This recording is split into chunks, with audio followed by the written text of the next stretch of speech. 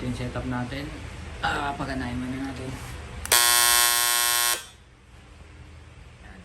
Ito yung remote. Para nagko-control dito. Ito. Yan.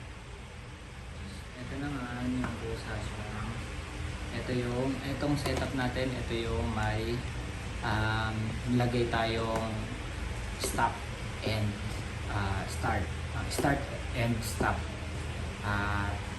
Less than 10 seconds yung alarm niya. So kahit wala siyang seconds dito sa options natin, nagawa natin paraan. So maririnig niyo na lang kapag nag-buzzer na siya. Malapit naman na eh. Ayan yung gawa natin. So bali ito, i-install ko na lang to. Tapos i-relay ko na lang siya. Parallel connection siya sa mga ating bell. So ito, ano lang to, trial lang yan, tester ko lang to for safety purposes and hindi masyado maingay. Pero buzzer pa rin siya or bell pa rin siya. Same lang naman ang purpose yan. So ito, inano lang natin, no? Ginawan lang natin ang tamang connection, no?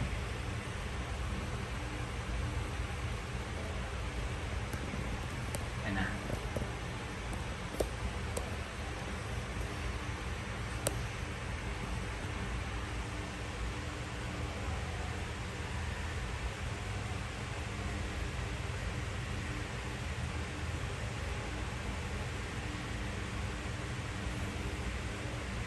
Kapit na yan.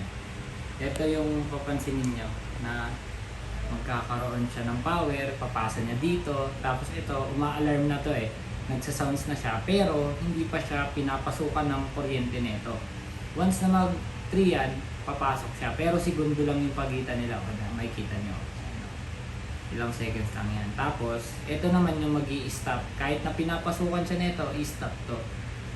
Ito kasi yung stopper natin. Yan na.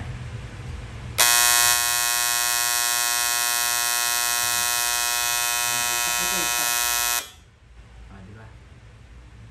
Ganun lang siya kabilis. So, ayan, successful yung alarm natin.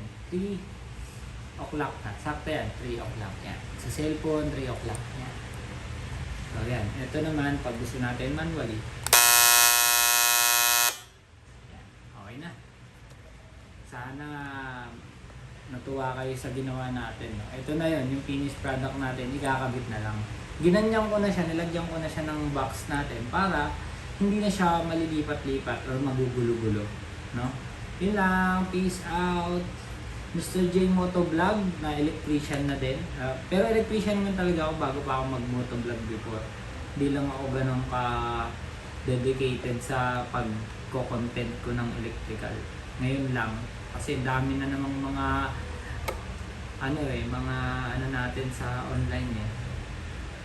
Yung iba nakikita ko mali din yung connection, mali sa mga wattage, ganyan. Pero ito naman, ano lang to ha, references only. Pero kung gusto nyo gamitin yung idea na to, gayahin nyo na lang. Pero mag-PPM kayo sa Facebook page. Yun lang guys, peace out. Ito na yun. Pero kung gusto nyo screenshot nyo na lang.